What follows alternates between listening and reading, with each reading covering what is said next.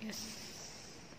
Hello students, today we are going to study the last topic of the chapter, that is calculating cost of living index number by aggregate expenditure method, or you can call it as total expenditure method.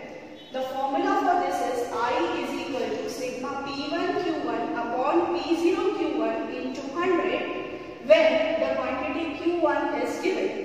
This formula is similar to the formula which we have already done, that is Leschet's formula. The second one, when the quantity Q0 is given, the formula is I is equal to sigma P1 Q0 upon sigma P0 Q0 into 100 when quantity Q0 is given. This formula is also similar to the one which we have already done, that is Leschet's formula. So we have done the sums based on both the methods. So this method is almost similar to the methods which we have already done. Now today we are going to solve the short sums based on this method plus the methods which we have already done. Now for these two methods there is no need of practice of next sums, that is because we have already done that. Now the formula which we will be using today for the short sums may also include along with this certain other formulas. For example, purchasing power,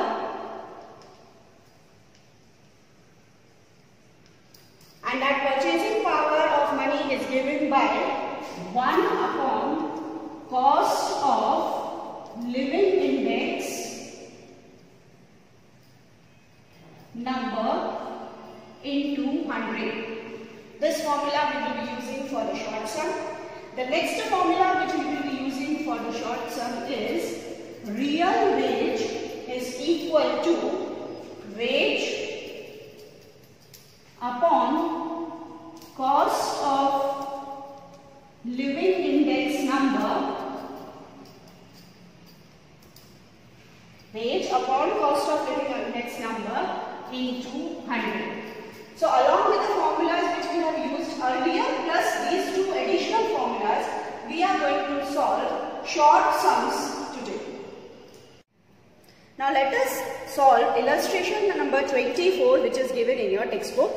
The first question is the price of wheat was rupees 1600 per quintal in the year 2014 and it was rupees 1800 per quintal in the year 2015. Find the price index number of wheat for the year 2015 with the base year 2014 and interpret it. Now let us solve this.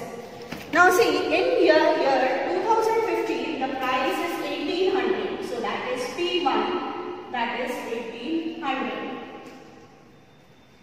Now the price in 2014 is 1600, so P0 is 1600.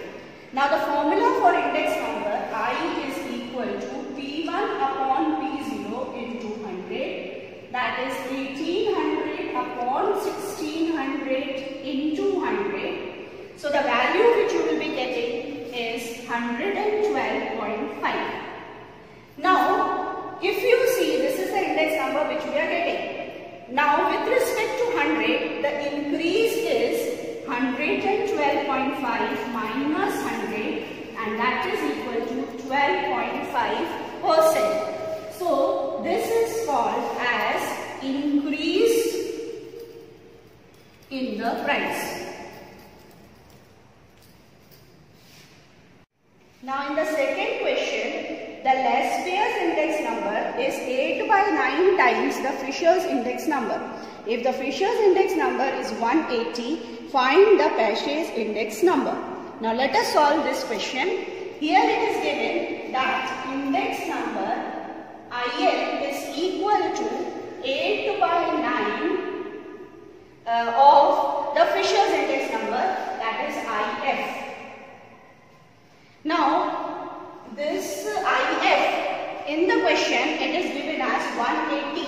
So you will have 8 upon 9 into 180. Now let us solve this.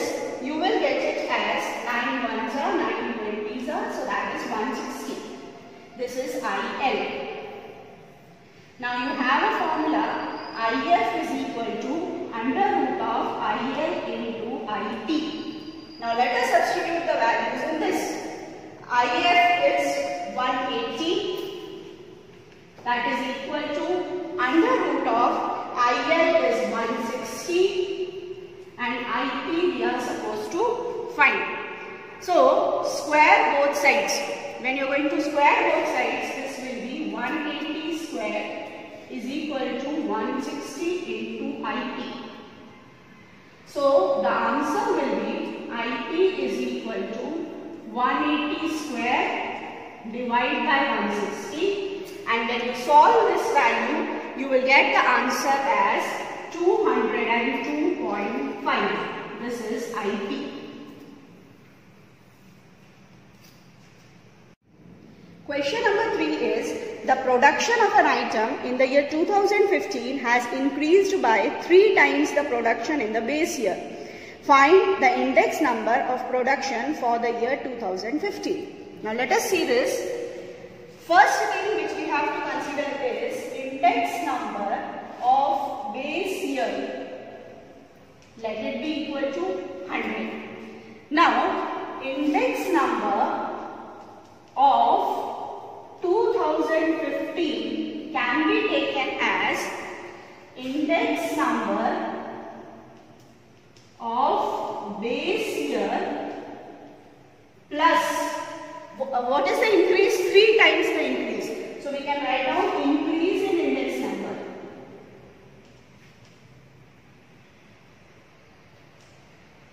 Now base year index number we have taken as 100. The increase is 3 times, so it will be 3 into 100. So this will be 100 plus 300, and that is 400. So this is the index number which we will be getting for the year 2015. Now let us see the 4th question of your textbook. Now in question number 4, we are having sigma P1 Q0 upon sigma P0 Q0 is equal to 3 by 2. Sigma P1 Q1 upon sigma P0 Q1 is equal to 5 upon 3. Now you have to find IL, IP and IF. Now how to solve this question? The first thing is IL. You know the formula of IL, that is sigma P1 Q0 upon sigma P0 Q0 into 100. This value P1 Q0 upon P0 Q0 is 3 by 2. So 3 by 2 into 100, you will get it as 150. This is IL. Now the formula for IP is sigma P1 Q1 upon sigma P0 Q1 into 100. This value we are having as 5 by 3. So 5 by 3 into 100. When you solve it, you will get it as 166.67. Now the Fisher's index number is nothing but equal to what? IF is equal to under root of IL into IP. This value when you substitute, you will have 150 into 166.67. So when you solve this, you will get it as 158.12.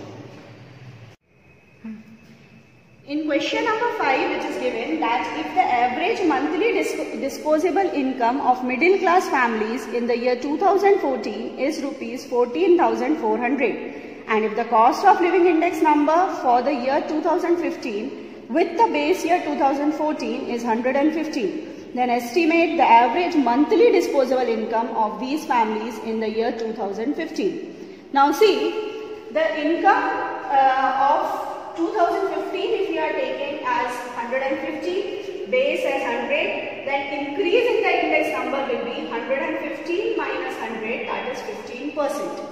Now the average income we have to calculate.